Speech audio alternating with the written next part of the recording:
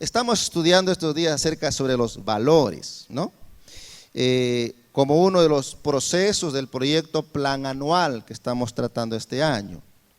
Hemos dicho que los valores determinan nuestras acciones y nuestras decisiones cada día, por eso es importante. Es decir, que lo que yo hago cada día y lo que decido cada día está determinado por mis valores. Y interesante que en la mañana en la oración leíamos Mateo 7 y hablábamos algo de eso cuando Jesús dijo,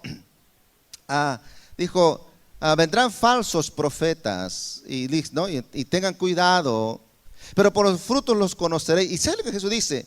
El árbol bueno da frutos buenos y jamás frutos malos. El árbol malo da frutos malos y jamás frutos buenos. El árbol que es bueno no da frutos malos jamás porque es bueno. Eso dijo Jesús. Eso significa porque ha habido transformación en el corazón de la persona, cambio radical. Y eso tiene que ver con los valores que estamos viendo. Dijimos también que los valores tienen poder para transformar nuestra vida y la vida de los que nos rodean a nosotros. Una forma en la que yo puedo transformar para bien a mis hijas es los valores que yo tengo y lo practico cada día. Eso va a ayudar a cambiar para bien a mi familia. Eso vimos sobre los valores. Y vimos que hay dos valores importantes según el gran mandamiento que Dios nos dio. ¿Qué dice el gran mandamiento? ¿Se acuerdan? ¿Qué dice el gran mandamiento? Amarás al Señor tu Dios cuando quieras. Con todo tu corazón, solo los domingos. No. Con todo tu corazón, con todo tu ser. ¿Y cuál es el segundo? Dijo, amarás a tu prójimo como ¿qué? Como al perrito. ¿Cómo qué dijo? Como a ti mismo. Entonces ahí hay dos valores que Dios nos dejó. Amar a Dios con todo nuestro ser y amar a las personas como a nosotros mismos. Bajo ese segundo valor es lo que vamos a compartir hoy, respondiendo a la pregunta que Dios le dijo a Caín. ¿Qué le dijo Dios a Caín? ¿Dónde está tu hermano? Esa fue la pregunta que Dios le dijo a Caín. ¿Dónde está Abel, tu hermano? Le preguntó. Yo creo que es la misma pregunta que esta mañana el Señor nos está haciendo. Y dice, ¿dónde está? Y usted ponga el nombre ahí, de tu papá, tu mamá, tu hijo, tu vecino. Dice, ¿dónde está Juan, tu hermano? ¿Dónde está Carlos, tu hermano? ¿Dónde está María, tu hermana? ¿Dónde está? Es la pregunta. Quiero que leamos Génesis capítulo 4, por favor. Vamos a meditar sobre Génesis 4. Génesis 4. Aleluya. Génesis 4, capítulo 1 hasta el 12, ¿ya?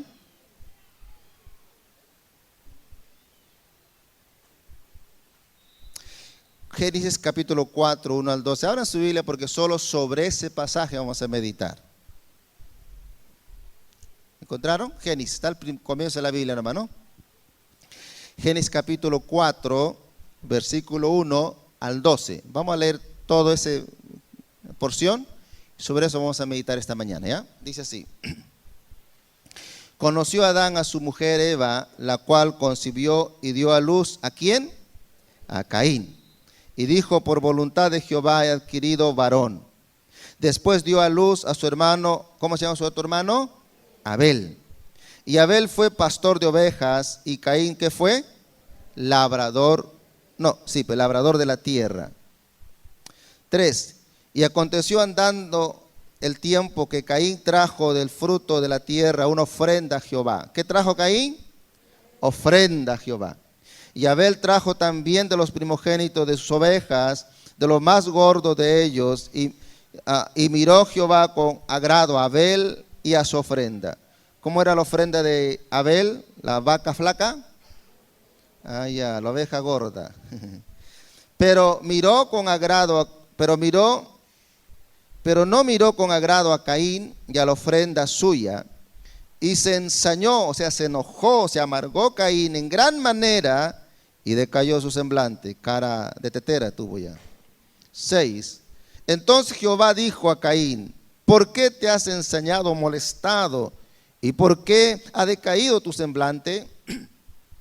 Y si bien hicieres, no serás enaltecido. Y si no hicieres bien, el pecado está a la puerta. Con todo eso, a ti será su deseo y tú enseñorearás de él. 8. Y dijo Caín a su hermano Abel: salgamos a hacer camping, querido hermano. Quiero invitarte a un camping. Vamos a pasear. Tú eres mi hermano menor. Yo te amo mucho. Y aconteció que estando ellos en el campo, Caín se levantó para abrazar a su hermano y darle un beso. ¿Así dice? Levantó contra su hermano Abel. ¿Y qué hizo? Lo mató. Lo mató. Primer asesinato en la tierra después de la creación. Y Jehová dijo a Caín: ¿dónde está Abel tu hermano? Ahí está la pregunta. ¿Dónde está Abel tu hermano? Y respondió Caín, dijo: ¿qué? No sé pues. No sé pues. ¿A mí qué me importa? ¿Acaso yo soy guardián, pastor, cuido de mi hermano? Ya está viejo ya él, que se cuide él. Además Dios no dice que tú eres el que cuida todo, tú sabrás pues. Y él le dijo: ¿qué has hecho? La voz de la sangre de tu hermano clama a mí desde la tierra. Ahora pues maldito seas tú de la tierra, que abrió su boca para recibir de su mano la sangre de tu hermano. Cuando labres la tierra no te volverá a dar su fruto. Errante y extranjero serás en la tierra. ¿Está bien? Hasta ahí. ¿Listo? Creo que no hay que explicar mucho ahí, ¿no? Pero yo encuentro acá 3 verdades acerca de Dios. Lo que yo quiero compartir con ustedes son 3 verdades, 3 cualidades que se ve de parte de Dios. La primera es esta. Ahí vemos, ¿qué dice ahí? ¿Qué dice? A ver, ayúdeme. ¿Qué vemos? La gracia de Dios. Acá yo veo la gracia de Dios en el capítulo, no grasa, no, gracia. Del capítulo 4, versículo 1 al 2. ¿Qué significa gracia? Significa favor de Dios, dones de Dios, por amor incondicional. ¿Qué es lo que yo veo en el capítulo 4, versículo 1 al 2 que hemos leído? Veo que todos venimos de un mismo origen, que es Adán, y todos tenemos un mismo Padre como creador, que es Yahvé. Todos los seres humanos venimos de un mismo creador, de un mismo progenitor, en este caso que es Yahvé, el creador, y Adán, el de quien viene nuestra naturaleza aún pecaminosa. ¿Qué vemos aquí también? Que todos hemos recibido capacidades, talentos y habilidades para que podamos cumplir el propósito para el cual Dios nos dio la vida. Porque el pasaje dice que a Caín y Abel hacían lo mismo o hacían cosas diferentes. Uno era pastor de ovejas, o sea, era ganadero. El otro era agricultor. 2 habilidades diferentes e importantes. Eso significa 2 únicos hijos, pero con capacidades diferentes. Es decir, que todos y cada uno de nosotros hemos recibido capacidades, habilidades, talentos de parte de Dios para que podamos cumplir una función importante en esta tierra, para que podamos hacer algo importante. Nuestra responsabilidad es conocer el propósito por el cual Dios nos dio la vida y además desarrollar las capacidades que ya tenemos. Si alguien se da cuenta que Dios lo llamó para que sea empresario, significa que tiene la habilidad de hacer negocio, de vender piedras y lo vende. Pero tiene que desarrollarlo, tiene que estudiar, tiene que capacitarse, tiene que desarrollar eso. Cada uno tiene una función específica en esta tierra. Además, la otra cosa que vemos aquí como gracia de Dios es que todos tenemos la posibilidad de ser de mayor bendición a las familias de nuestra nación. Todos, porque fuimos creados por Dios. Y eso lo vemos acá en Génesis, mira. Génesis 12:3. Mira lo que dice la palabra. Bendeciré a los que te bendigan y maldeciré a los que te maldigan. Por medio de ti serán, ¿qué dice? Bendecidas todas las familias de la tierra. Entonces, ¿cuál es el deseo y el plan de Dios para usted como persona y como familia? Que pueda ser de bendición a las familias.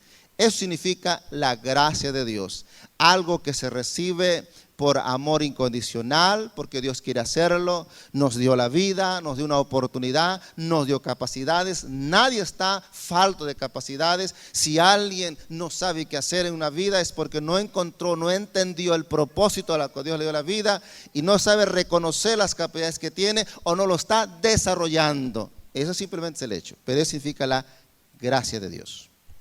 Muy bien, la segunda cosa que veo acerca de Dios es esto. ¿Qué dice ahí? La misericordia de Dios. ¿Qué encontramos ahí también? ¿Qué encontramos? Hola, ¿están despiertos? ¿Qué dice? La misericordia de Dios. ¿Sabe qué significa misericordia? En general significa una nueva oportunidad de arrepentimiento basado en un pacto de amor. La misericordia de Dios significa nueva oportunidad de arrepentimiento basado en un pacto de amor, o un amor con pacto. Eso significa misericordia.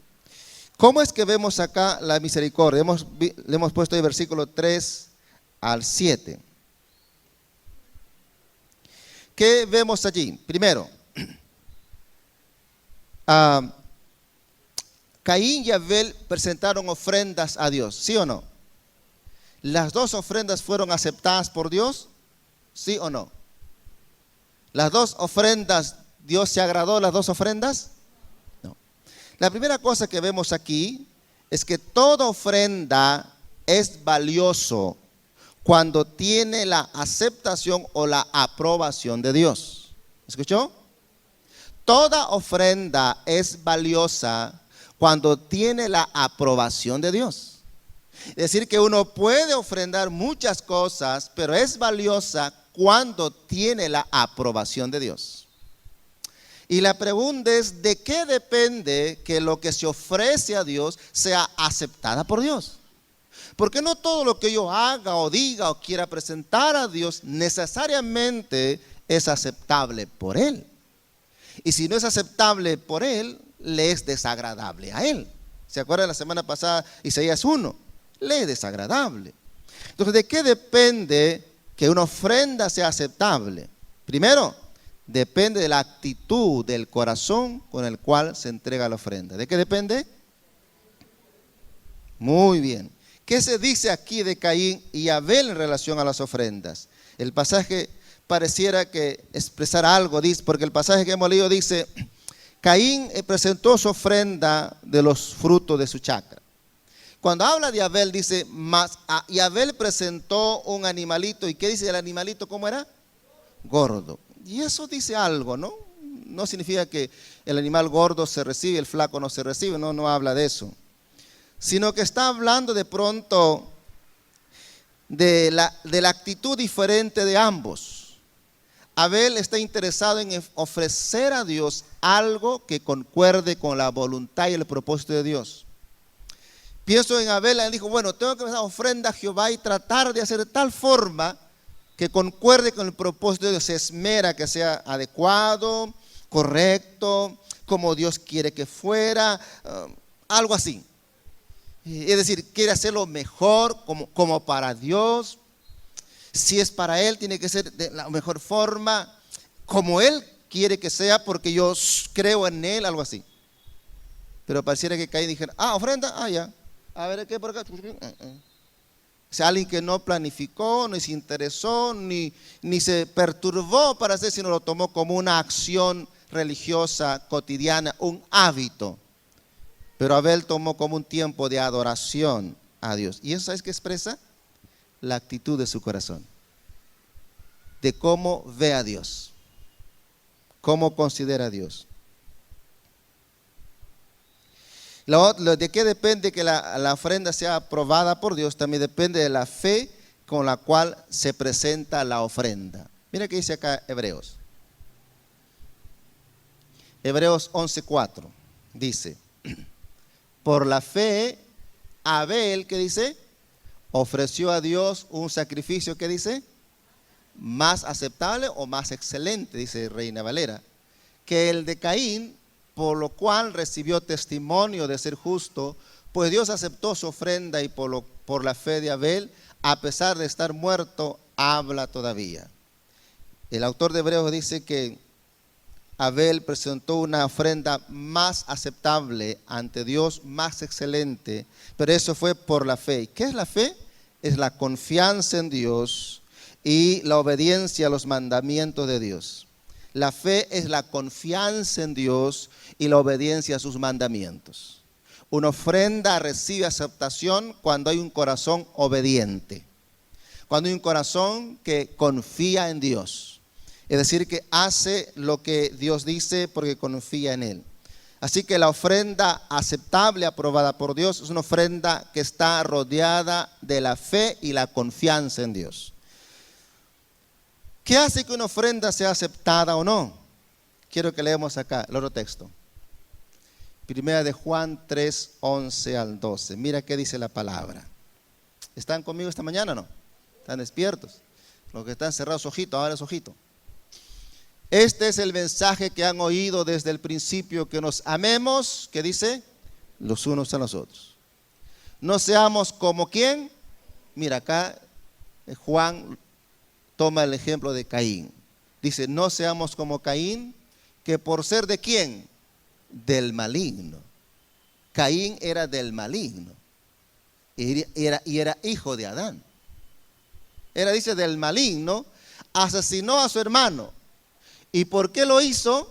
Porque sus propias obras eran ¿qué? Eran malas y las de su hermano justas. Entonces, el Juan mismo está mencionando de que lo que hizo Caín no fue simplemente algo que salió de su, qué sé yo, de su desorden, sino dice que habla de la actitud de su corazón. No había justicia, no había sinceridad en las cosas que él hacía, no había sinceridad en las relaciones personales que él llevaba. De alguna forma, la ofrenda, esa acción de presentar ofrenda a Dios, sirvió solo para demostrar lo que había en el corazón de Caín y lo que había en el corazón de Abel. Significa que demostró los valores que cada uno de ellos practicaba. Así que la ofrenda que es aceptable a Dios es una ofrenda que depende de la actitud del corazón, es una ofrenda que está bañada de la fe, la confianza en Dios, es una ofrenda que está bañada de la justicia y la sinceridad. ¿Se acuerdan ustedes cuando Jesús dijo, si vas a dejar tu ofrenda al altar y te das cuenta que tu hermano tiene algo contra ti, deja tu ofrenda allí, haz las paces y luego entrega tu ofrenda? O sea, habla de la justicia, de la sinceridad al hacer las cosas, y entonces la ofrenda es aceptable y aprobada por Dios porque primero acepta a la persona y luego su ofrenda. ¿Qué otra cosa más encontramos en esta acción de misericordia de Dios? Dios conoce todo lo que pensamos, sentimos y hacemos, aunque hayamos hecho en lo oculto. Dios conoce todo lo que pensamos, sentimos y hacemos, aunque hagamos algo ante ningún testigo, es decir, cuando estamos solos. Esto vemos en versículos 5 y 6 de Génesis 4:4. Podemos verlo, 4, 5, 6, que dice: pero no miró con agrado a Caín y a la ofrenda suya, y se ensañó Caín en gran manera y decayó su semblante. Entonces Jehová dijo a Caín: ¿por qué has ensañado y por qué ha decaído tu semblante? ¿Cuántos creen que Dios es omnisciente? Dios conoce todo lo que hacemos. Caín cuando dice ensañado, se había enfurecido, molestado, enojado contra su hermano Abel. De seguro que Caín decía, esto es injusto, Dios cómo puede hacer acepción de personas, si yo siquiera traje mi ofrendita, algo traje siquiera y no me va a aceptar, no puede ser, esto es injusticia, esto es hacer acepción de personas. Se amargó fuertemente y entonces decayó su semblante, significa que cambió, ¿no? De odio, resentimiento, amargura, cambió su semblante. Y la pregunta que Dios le hace a Caín, él le dice, ¿por qué estás enojado, Caín? ¿No está Dios buscando para juzgarle? ¿Acaso Dios no sabe lo que pasó? Sí sabe. ¿Acaso no sabe lo que está pasando en Caín? Sí lo sabe. Pero la pregunta dice, ¿por qué estás así molesto, Caín? ¿Por qué estás así? Y le dice Dios, ¿acaso si tú no haces bien las cosas, no será mejor? ¿Qué le está diciendo? Le está dando una nueva oportunidad. Es como le dijera, Caín, está bien. Tal vez que te enojaste, no supiste, lo hiciste mal, está bien, ya, yo sé lo hiciste mal. Pero si lo haces de nuevo, de la forma correcta, te va a ir bien. ¿Acaso no es posible? Eso significa misericordia. Dios siempre da nuevas oportunidades. ¿Cuántos creen eso? Ahí se ve la misericordia de Dios porque le dice Caín, ¿acaso si no haces bien no te va a ir bien? Pero luego le dice el Señor también, pero si tú no haces bien las cosas y dejes que el enojo te domine y sigue controlando, el pecado te está esperando en la puerta como piraña para entrar y destruirte. Hermanos, el pecado está rodeando cada día para invadir nuestras vidas y querer destruirlo. Y no es cuestión ahora de diablos o dioses, es cuestión de lo que yo decida. Ya Dios le dijo a Caín, te equivocaste, es verdad. Hiciste mal, es verdad. Incorrecto, es verdad. Pero ¿acaso si no lo haces bien otra vez, no te va a ir bien? Eso significa misericordia, querido. Así que reaccionar y recibir ayuda para salir de la mala actitud es importante. Y de esa emoción negativa que es enojo. Si es que no se deja, digamos, si nos dejamos dominar. ¿Sabe? El problema más grande que tenemos en las relaciones personales es que nos dejamos dominar por el enojo. Y ya empieza aquí, y ese enojo que empezó, Dios le advierte, le dice, mira, si tú arreglas va a ir bien, no hizo arreglar y eso causó la muerte. ¿Sabes por qué? Porque el corazón de Caín ya estaba endurecido, era un corazón malo, perverso. Esta emoción es muy peligrosa si no se sabe tener dominio propio sobre el enojo, puede llevar a la muerte, puede llevar a causar daño, a causar mucho daño a las relaciones personales y a nosotros mismos. Jesús lo va a enfatizar fuertemente el enojo en Mateo 5. Pongan acá, Mateo 5, sierva. Pásalo ese ya. Mateo 5. Ahora sí es, ¿no? Sí es. Ustedes han oído que se dijo a sus antepasados, no mates, y todo el que mate quedará sujeto al juicio del tribunal. Eso es lo que dice la ley, no matar. Muy bien, pásalo. ¿Qué dice Jesús? Pero yo les digo que todo el que se enoje con su hermano quedará sujeto a juicio del tribunal. Es más, cualquiera que insulte a su hermano quedará sujeto al juicio del consejo. Y cualquiera que lo maldiga quedará sujeto al fuego del infierno. Jesús fue más radical. ¿Sabes por qué es tan radical Jesús con el enojo? Porque Él sabe que si se deja que eso crezca y produzca raíces, lleva a destrucción. Y ya lo vemos en Caín. Por eso que cuando Caín se molestó, se amargó con rabia y reaccionó, cambió su cara. Por eso inmediatamente Dios le dice, Caín, ¿qué pasa, muchacho? ¿Acaso si no haces bien las cosas va a mejorar? Así que no te preocupes, haz de nuevo. Quería cortar inmediatamente lo que iba a producir esa raíz de enojo. Pero Caín no quiso. ¿Está bien esta mañana?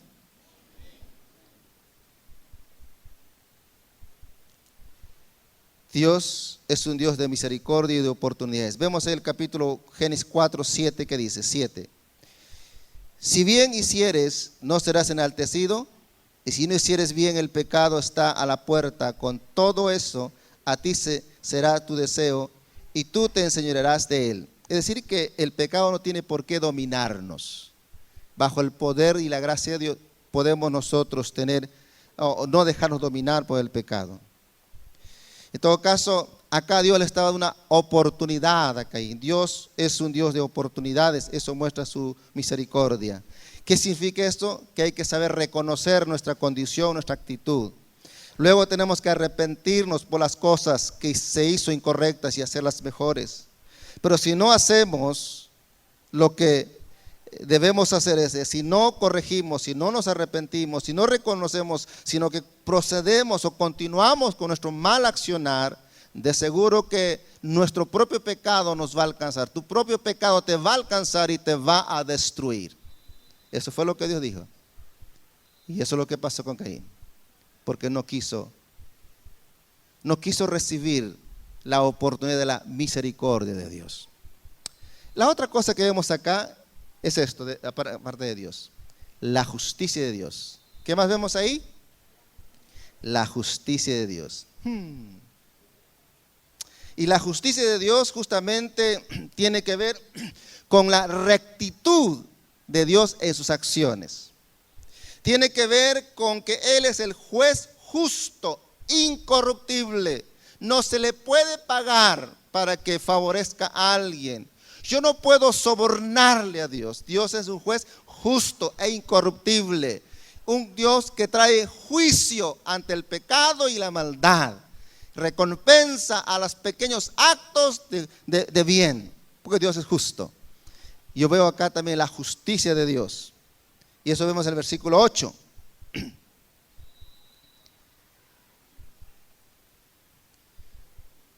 Caín sufrió las consecuencias de su propio pecado y el resultado de su corazón corrupto y endurecido. Hemos leído ahí. Sin embargo, es importante que consideremos la pregunta que le hace Dios a Caín. ¿Cuál fue la pregunta que Dios le hizo? ¿Dónde está Abel, tu hermano? Quiero que reflexionemos sobre esa pregunta. La respuesta de Caín es: no sé y ni me importa. ¿Soy acaso yo el que guarda a mi hermano? ¿Acaso yo debo cuidarlo? ¿Qué expresa esta respuesta? Es una expresión de insolencia. Es una expresión de insulto, de falta de respeto. Es como estuviera diciéndole a Dios: ¿acaso yo tengo que estar cuidándole a él como él cuida sus ovejas? Que casi que estoy ocioso. Y es como que le dijera a Dios: ¿no se supone que tú eres el Dios soberano? ¿No se supone que tú eres el que tienes cuidado de todos? ¿No se supone que tú tendrías que haberlo defendido aún de que yo lo mate o no? ¿No se supone que tú eres el soberano? ¿No se supone? ¿Qué tengo que ver yo? Es la insolencia cuando el corazón está duro. Será tu culpa, no mi culpa. Mira, él sabe que mató, pero llega a esa conclusión. Eso sucede cuando brota a raíz de enojo, de amargura, de resentimiento, no se quita, se endurece el corazón, se vuelve necio ante Dios. Aquí vemos dos cosas importantes con respecto a la pregunta: ¿dónde está tu hermano? Lo que yo quiero compartir ahora con ustedes, ¿dónde está tu hermano?, está basado en la reflexión que hace el príncipe de los predicadores, que es Spurgeon. Spurgeon se llama el príncipe de los predicadores, y él hace un comentario sobre la pregunta: ¿dónde está tu hermano? Y algo de eso quiero compartir con ustedes en esta mañana, ¿ya? Cuando Dios le dice a Caín: ¿dónde está tu hermano? Y dice Caín: bueno, yo no sé, yo qué tengo que ver con mi hermano. Dice Spurgeon: es verdad que no somos guarda de nuestros hermanos en algún sentido. Es verdad que no somos los que vamos a guardar o depende de nosotros, nuestros hermanos, en un sentido. Por ejemplo, dice, cada persona tendrá que responder ante Dios de sus actos que hace. El esposo, la esposa, el hijo, cada uno va a responder ante Dios de sus actos. Nadie puede intervenir, nadie puede hacer algo, cada uno es responsable de lo que hace. De eso no podemos ser culpables nosotros. Nadie puede asegurar positivamente la salvación de otro hasta que cada uno sea arrepentido y decidido seguir a Jesús. Yo no puedo hacer nada y orar por esta persona, orar y llorar y clamar y por lo que yo oro y decir que ya es salvo. No, solo será salvo cuando él se arrepienta y decida seguir a Cristo. Así que yo no soy guarda de su salvación. Sí puedo orar y debo hablarle, pero de él depende que se arrepienta y cree en Jesucristo. ¿Hola? Y eso pasa con los hijos, ¿eh? Y eso pasa con los hijos también. ¿Qué más? No somos responsables si después del esfuerzo, la dependencia de Dios y la entrega total para compartir de Cristo, o sea, nos hemos esforzado, lo hemos hecho de buena manera, de hablarle de Jesucristo a las personas, hemos orado a Dios, hemos sido casi insistentes de buena forma y encima no cambian ni se arrepienten, yo no soy culpable de su pérdida. Yo no soy guarda de su dureza de su corazón, del rechazo, porque al fin y al cabo la sangre de Cristo caerá sobre su propia cabeza. ¿Está bien? En ese sentido no somos responsables, pero también es verdad que en otro sentido sí somos responsables de nuestros hermanos. Hola, ya despierten, hermanos. Pregunto, ¿qué haría usted si ve en la calle una persona que está padeciendo de pan, está casi muriendo de hambre, está, porque no hay pan, no hay comida, y usted está pasando por allí y de pronto tiene un pancito? ¿Qué haría usted? De seguro que la mayoría, no importa la mitad o alguito por uno, le va a dar su pan para que coma, ¿sí o no? Porque ve que está muriéndose de hambre. Ahora, ¿acaso permitiríamos que las personas sin Cristo perecieran por falta del pan de vida? ¿Acaso vamos a permitir que las personas sin Cristo perezcan por falta del pan de vida? ¿Somos responsables de la pregunta ¿dónde está el hermano? Si tenemos el pan de vida. ¿Cuántos tienen el pan de vida? Si tenemos el pan de vida y hay hambrientos, somos responsables del hermano de darle o no darle. Como cristianos tenemos el poder, dice, de hacer el bien a los demás, es decir, de bendecir. Y que hay un pasaje que quiero poner con ustedes, Lucas. Jesucristo dijo en Lucas, habiendo reunido a los 12, Jesús les dio poder y autoridad para expulsar a todos los demonios y para sanar enfermedades. Entonces los envió a predicar, ¿qué cosa? El reino de Dios y sanar a los enfermos. ¿Qué les dio Dios a los discípulos? Poder y ¿qué más? Autoridad. Significa que el creyente tiene poder y autoridad para bendecir a las personas. Y ya Hechos 1:8 dice la palabra, y recibiréis poder cuando haya venido sobre vosotros el Espíritu Santo, y entonces me seréis, ¿qué cosa? Testigos. ¿Eso qué significa?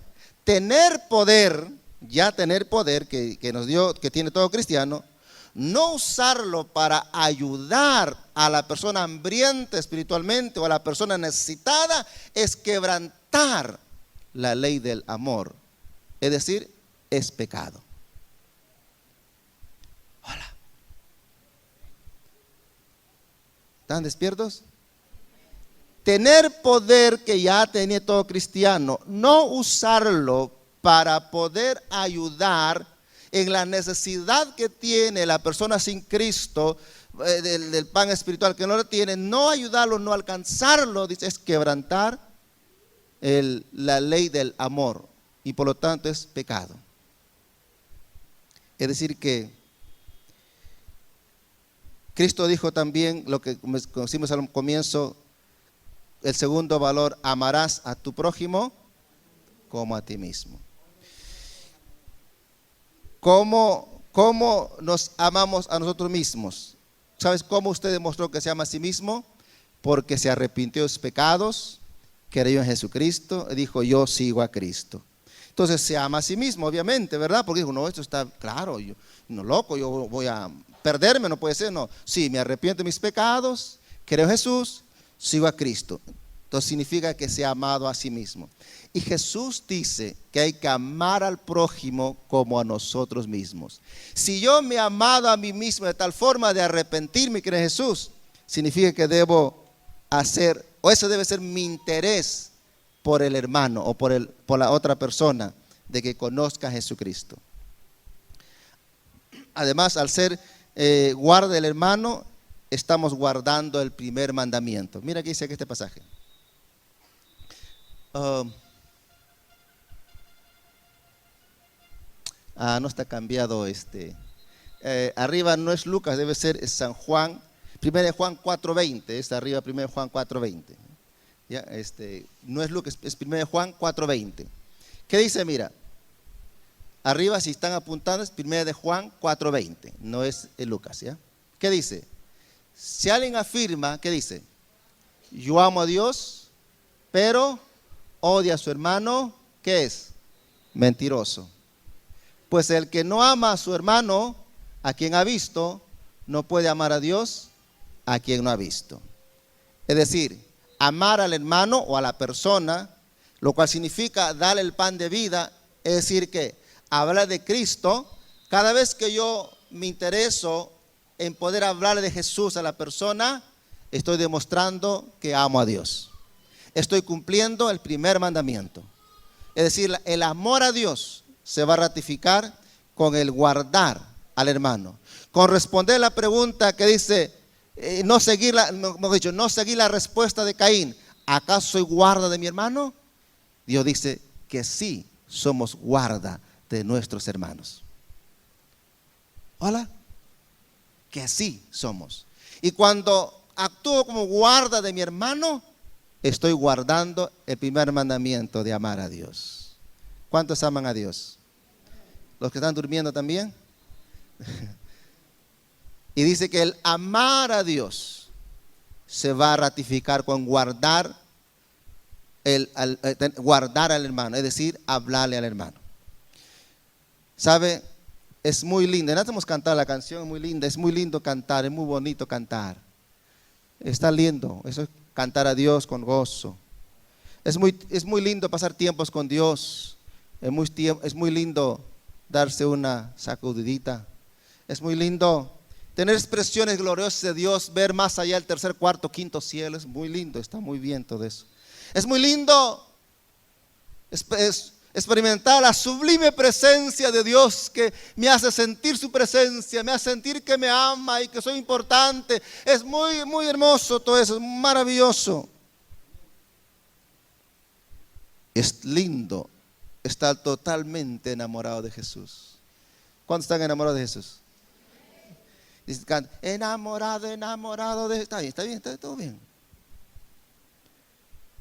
Pero ¿qué diremos? ¿Qué diremos si no hay interés por las almas perdidas? ¿Qué diremos si en medio de todo eso no hay interés por las personas perdidas en Jesús? ¿Qué diremos?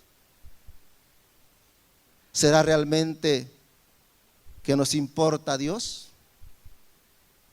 Mientras disfrutamos nuestro cántico, disfrutamos de la reunión linda, disfrutamos todo de un lindo mensaje, de una canción, y está bien la presencia gloriosa del tercer, cuarto, quinto cielo.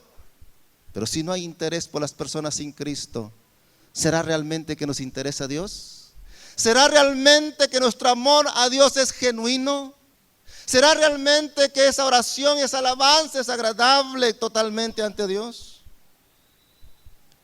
Spurgeon dice, quien no ama lo suficiente a su semejante como para desear su salvación, ni la tenga por meta con todo su poder, no aporta ninguna prueba de que ama a Dios.